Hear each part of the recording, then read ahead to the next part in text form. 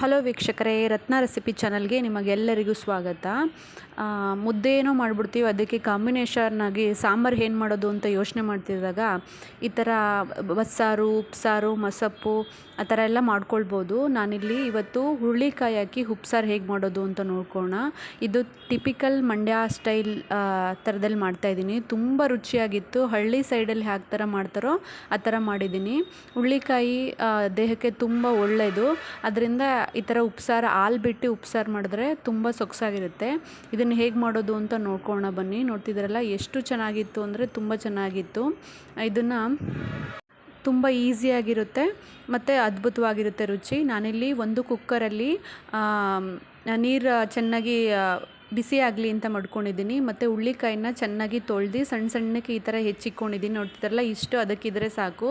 ಮತ್ತು ಬೇಳೆಕಾಳನ್ನ ನಾನಿಲ್ಲಿ ಮುಕ್ಕಾಲು ಭಾಗ ಬೇಳೆಕಾಳು ಮತ್ತು ಸ್ವಲ್ಪ ಒಂದು ಕಾಲು ಭಾಗದಷ್ಟು ಹೆಸ್ರು ಕಾಳು ಹಾಕ್ಕೊಂಡಿದ್ದೀನಿ. ಕಾಂಬಿನೇಷನ್ದಂತೂ ತುಂಬ ಚೆನ್ನಾಗಿರುತ್ತೆ ಈ ಸಾಂಬಾರಿಗೆ.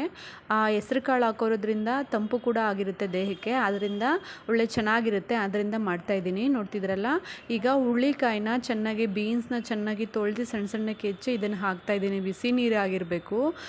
ತಣ್ಣೀರು ಹಾಕಿದ್ರೆ ನಿಮಗೆ ಕಾಳೆಲ್ಲ ಜಾಸ್ತಿ ಬೇಯಲ್ಲ. ಅದಕ್ಕೆ ಬಿಸಿ ನೀರು ಹಾಕಿದಾಗ ಕಾಳು ಹಾಕಿ ಮತ್ತು ನಾವು ಹೆಚ್ಕೊಂಡಿದ್ವಲ್ಲ ಬೀನ್ಸ್ ಹಾಕಿ ಒಂದು 2 ಟೊಮೊಟೊನ ಹಾಕೋತಾ ಇದ್ದೀನಿ. ಟೊಮೊಟೊ ಖಾರಕ್ಕೆ ರುಬ್ಬೋಣ. ಸ್ವಲ್ಪ ರುಚಿಗೆ ತಕ್ಕಷ್ಟು ಉಪ್ಪು ಹಾಕಿ ಒಂದು 2 ವಿಷಲ್ ಕೂಗಿಸಿದ್ರೆ ಸಾಕು ನಿಮಗೆ. ಇದು ಕಾಳು ಮತ್ತು ಬೀನ್ಸ್ ಎಲ್ಲ ಚೆನ್ನಾಗಿ ಬೆಂದಿರುತ್ತೆ. 2 ವಿಜಿಲ್ ಕೂಗಿಸಿದ್ರೆ ಸಾಕು. 3-4 ಕೂಗಿಸ್ಬಿಟ್ರೆ ನಿಮಗೆ ಜಾಸ್ತಿ ಮೊಸರು ಥರ ಆಗಿಬಿಡುತ್ತೆ. ಅದರಿಂದ 2 ವಿಜಲ್ ಸಾಕು. ನೋಡ್ತಿದ್ರೆ 2 ವಿಜಲ್ ಆದಮೇಲೆ ಈ ಥರ ಬೆಂದಿದೆ ಅಂತ ನೋಡ್ತಾ ಇದ್ದೀರಲ್ಲ. ಟೊಮೊಟೊನೂ ಕೂಡ ಚೆನ್ನಾಗಿ ಬೆಂದಿದೆ. ಕಾಳು ಮೇಯ್ನಾಗಿ ಚೆನ್ನಾಗಿ ಬೇಯಬೇಕು. ಕಾಳು ಮತ್ತು ಬೀನ್ಸ್ ಚೆನ್ನಾಗಿ ಬೆಂದ್ರೇ ಕಾಳು ಸೊಪ್ಪು ಕಾಳು ಎಲ್ಲ ಹೊಂದ್ಕೊಳ್ಳೋದು ತುಂಬ ಚೆನ್ನಾಗಿರುತ್ತೆ. ಈಗ ಒಂದು ಸ್ಟ್ರೈನರಲ್ಲಿ ಸೋಸ್ಕೊಳ್ಳೋಣ. ಇದನ್ನೆಲ್ಲ ಚೆನ್ನಾಗಿ ಸೋಸ್ಕೊಂಡು ಸಾರು ಬೇರೆ ಕಾಳು ಬೇರೆ ಸಪ್ರೇಟಾಗಿ ಮಾಡ್ಕೊಳ್ಳೋಣ. ನೋಡ್ತಿದ್ದೀರಲ್ಲ, ಕಾಳು ಮತ್ತು ಟೊಮೊಟೊ ಸಪ್ರೇಟಾಗಿ ಮಾಡಿ ಕೆಳಗಡೆ ಸಾರು ಇಟ್ಕೊಂಡಿದ್ದೀನಿ. ಆ ಸಾರಿಗೆ ಸ್ವಲ್ಪ ಹಾಲು ಹಾಕಿ ನಾನು ಖಾರ ರುಬ್ಬಿದ್ದು ರುಬ್ಬೋಣ. ಈಗ ಉಪ್ಸಾರು ಖಾರ ಹೇಗೆ ಮಾಡೋದು ಅಂತ ನೋಡ್ಕೊಳ್ಳೋಣ. ನಾನಿಲ್ಲಿ ಒಂದು ಬಾಣಲೆಯಲ್ಲಿ 1 ಸ್ಪೂನಷ್ಟು ಎಣ್ಣೆ ಹಾಕಿ ಖಾರದ ಮೆಣಸಿನ್ಕಾಯಿನ ಹಾಕೋತಾ ಇದ್ದೀನಿ. ಒಂದು 8ರಿಂದ 10 ಹಾಕೋತಾ ಇದ್ದೀನಿ. ನಿಮ್ಮ ಖಾರಕ್ಕೆ ಎಷ್ಟು ಬೇಕೋ ಅಷ್ಟು ಹಾಕ್ಕೊಂಡು ಒಂದು 5ರಿಂದ 6 ಕರಿಮೆಣಸನ್ನು ಹಾಕ್ಕೊಳ್ತಾ ಇದ್ದೀನಿ. ರುಚಿಯಾಗಿರುತ್ತೆ ಮತ್ತು ದೇಹಕ್ಕೂ ಒಳ್ಳೆಯದು. ಮತ್ತು ಸ್ವಲ್ಪ ಒಂದು ಅರ್ಧ ಸ್ಪೂನಷ್ಟು ನಾನಿಲ್ಲಿ ಜೀರಿಗೆ ಹಾಕ್ಕೊಳ್ತಾ ಇದ್ದೀನಿ. ನೋಡಿ, ಇಷ್ಟಾದರೆ ಸಾಕು. ಜಾಸ್ತಿ ಸೀದೋಗ್ಬಿಟ್ರೆ ಚೆನ್ನಾಗಿರಲ್ಲ ಉಪ್ಸಾರು ಖಾರ. ಇದನ್ನು ಎತ್ತಿಕ್ಕಿ ಕೂಡ ಮಾಡ್ತಾರೆ, ಅದಕ್ಕೆ ಬೆರೆಸಿ ಕೂಡ ಮಾಡ್ತಾರೆ. ನಮ್ಮ ಮನೇಲಿ ಎತ್ತಿಕ್ಕಿ ಮಾಡ್ತಾಯಿದ್ದೀವಿ. ಈಗ ಖಾರ ಮಾಡೋಕ್ಕೆ ಆ ಮೆಣಸಿನ್ಕಾಯಿ ಮತ್ತು ಜೀರಿಗೆ ಸ್ವಲ್ಪ ಕಾಳು ಮೆಣಸನ್ನು ಹಾಕ್ಕೊಂಡು ಒಂದು ಇದಕ್ಕೆ ಹಾಕ್ಕೊಂಡಿದ್ದೀನಿ ಮಿಕ್ಸಿ ಜಾರ್ಗೆ. ಕೊತ್ತಂಬರಿ ಸೊಪ್ಪು, ಸ್ವಲ್ಪ ಬೆಳ್ಳುಳ್ಳಿ ಹಾಕ್ಕೊಂಡು ಬೇಯಿಸಿಟ್ಟಿದ್ವಲ್ಲ ಆ ಟೊಮೊಟೊನ ಹಾಕ್ಕೊಂಡು ಸ್ವಲ್ಪ ರುಚಿಗೆ ತಕ್ಕಷ್ಟು ಉಪ್ಪು ಹಾಕೋಣ. ಈಗ ಕಾಳು ಇರ್ತಲ್ಲ, ಕಾಳನ್ನ ಸ್ವಲ್ಪ ಒಂದು ಅರ್ಧ ಸ್ಪೂನ್ ತಿಕ್ಕಾಗಿ ಬರಲಿ ಮತ್ತು ಖಾರ ಕೂಡ ಜಾಸ್ತಿ ಆಗಲಿ ಅನ್ನೋ ಕಾರಣಕ್ಕೆ ಜಾಸ್ತಿ ಹಾಕ್ಕೋತಾ ಇದ್ದೀನಿ. ಈಗ ಸ್ವಲ್ಪ ಉಪ್ಪು ಹಾಕ್ಕೊಂಡು ಬೇಯಿಸಿದ್ವಲ್ಲ ಆ ನೀರು ಉಪ್ಸಾರು ನೀರಿರುತ್ತಲ್ಲ ಆ ನೀರು ಹಾಕ್ಕೊಂಡು ಇದಕ್ಕೆ ಹಾಕ್ಕೊಂಡು ರುಬ್ಬೋಣ. ತುಂಬ ಚೆನ್ನಾಗಿರುತ್ತೆ. ಜ್ವರ ಬಂದಾಗ, ಮಕ್ಕಳು ಊಟ ತಿನ್ನಲ್ಲ ಅಂತ ಇದ್ದಾಗ ಅಥವಾ ದೊಡ್ಡವರು ಊಟ ತಿನ್ನಲ್ಲ ಅಂತ ಇದ್ದಾಗ ಈ ಥರ ಉಪ್ಸಾರು ಖಾರ ಮಾಡ್ಕೊಂಡು ಉಪ್ಸಾರು ತಿಂತಾಯಿದ್ರೆ ತುಂಬ ರುಚಿಯಾಗಿರುತ್ತೆ. ದೇಹಕ್ಕೂ ಕೂಡ ಒಳ್ಳೆಯದು.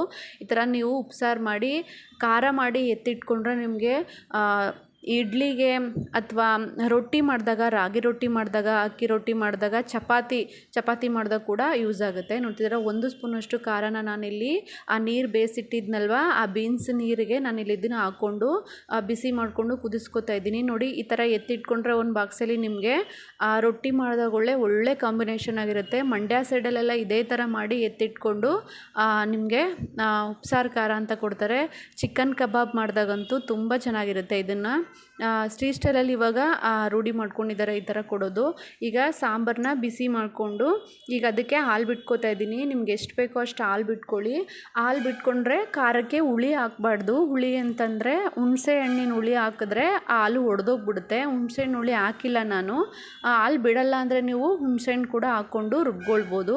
ನೋಡ್ತಿದ್ರೆ ಈಗ ಕಾಳು ಸಪ್ರೇಟಾಗಿದೆ. ಇದನ್ನು ಹುರ್ಕೋಣ. ಒಂದು ಬಾಣಲೆಯಲ್ಲಿ ನಾನಿಲ್ಲಿ ಒಂದು 2 ಸ್ಪೂನಷ್ಟು ಎಣ್ಣೆ ಹಾಕ್ಕೊಂಡು ಸಾಸಿವೆ ಹಾಕಿ ಚಿಟಪಟ ಸಿಡಿಸ್ತಾ ಇದ್ದೀನಿ ನೋಡ್ತೀರಾ. ಚೆನ್ನಾಗಿ ಸಾಸಿವೆ ಸಿಡಿದಾಗೆ ಘಮ ಚೆನ್ನಾಗಿ ಬರುತ್ತೆ. ಇವಾಗ ಒಂದು 2 ಒಣಮೆಣ್ಸಿನ್ಕಾಯಿ ಧಾರಾಳವಾಗಿ ನಾನಿಲ್ಲಿ ಕರಿಬೇವಿನ ಸೊಪ್ಪನ್ನ ಹಾಕ್ಕೊಂಡಿದ್ದೀನಿ. ಕರಿಬೇವಿನ ಸೊಪ್ಪು ಹಾಕ್ಕೊಂಡು ಚೆನ್ನಾಗಿ ಹುರ್ಕೊಂಡು ಈಗ ಒಂದು 3ರಿಂದ 4 ಸಣ್ಣ ಈರುಳ್ಳಿನ ಚೆನ್ನಾಗಿ ಹುರ್ಕೊಳ್ತಾ ಇದ್ದೀನಿ ನೋಡ್ತಿದ್ದೀರಲ್ಲ.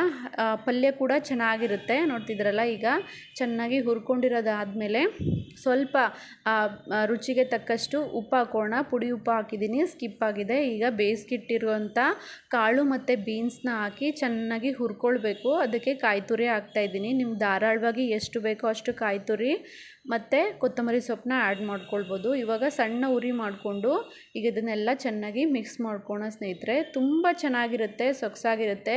ಮುದ್ದೆಗಂತೂ ಒಳ್ಳೆ ಕಾಂಬಿನೇಷನ್ ಆಗಿ ಈ ಸಾಂಬಾರನ್ನ ನೀವು ಯೂಸ್ ಮಾಡ್ಕೋಬೋದು. ಲಾಸ್ಟಲ್ಲಿ ಧಾರಾಳವಾಗಿ ಕೊತ್ತಂಬರಿ ಸೊಪ್ಪನ್ನ ಹಾಕ್ಕೊಂಡು ನಾನು ಇದನ್ನು ಮಿಕ್ಸ್ ಮಾಡ್ಕೋತಾ ಇದ್ದೀನಿ. ಇಷ್ಟೇ, ಸ್ವಲ್ಪ ಪೇಷನ್ಸಿಂದ ಮಾಡಿದ್ರೆ ತುಂಬ ಚೆನ್ನಾಗಿರುತ್ತೆ, ಆರೋಗ್ಯಕ್ಕೂ ಕೂಡ ಒಳ್ಳೆಯದು. ಅದೇ ನಾನು ಮೊದಲೇ ಹೇಳ್ದಂಗೆ ಜ್ವರ ಬಂದಾಗ ಈ ಥರ ಉಪ್ಸಾರು ಖಾರ ಮಾಡಿ ಮುದ್ದೆ ಕೊಟ್ಟರೆ ಆರೋಗ್ಯಕ್ಕೂ ಒಳ್ಳೆಯದು ಮತ್ತು ಬೇಗ ರಿಕವರಿ ಕೂಡ ಆಗ್ತಾರೆ. ಹಾಲು ಕೂಡ ಆ್ಯಡ್ ಮಾಡೋದ್ರಿಂದ ಮಕ್ಕಳಿಗೆ ಬರೀ ಸಬ್ಸಾರು ಕೂಡ ಕೊಡ್ಬೋದು. ಈ ರೆಸಿಪಿ ನಿಮಗೇನಾದರೂ ಇಷ್ಟ ಆಗಿದರೆ ಪ್ಲೀಸ್ ನನ್ನ ಚಾನಲ್ ಸಬ್ಸ್ಕ್ರೈಬ್ ಮಾಡಿ, ಶೇರ್ ಮಾಡಿ, ಲೈಕ್ ಮಾಡಿ. ವಿಡಿಯೋ ನೋಡಿದ್ದಕ್ಕಾಗಿ ಧನ್ಯವಾದಗಳು. Thank you.